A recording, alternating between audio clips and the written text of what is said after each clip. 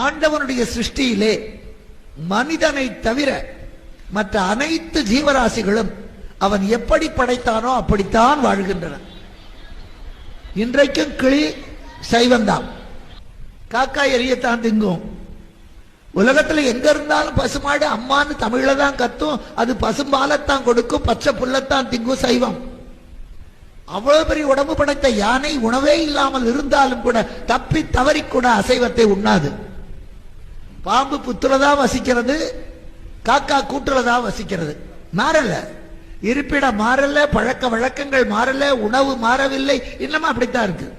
ஆனா மனிதன் உணவு, உடை, பழக்க வழக்கங்கள், வாழுகின்ற வாழ்க்கை முறைகள், சிந்தனைகள் எல்லாமே மாறி போச்சுன்னு சொல்றதை விட நாரி போச்சுன்னு சொல்லணும். மாறி போனது மட்டுமில்லை, நாரி போய்விட்டது. மாறுவது உயர்ந்ததாக இருந்தால் நம்ம பாராட்டலாம்.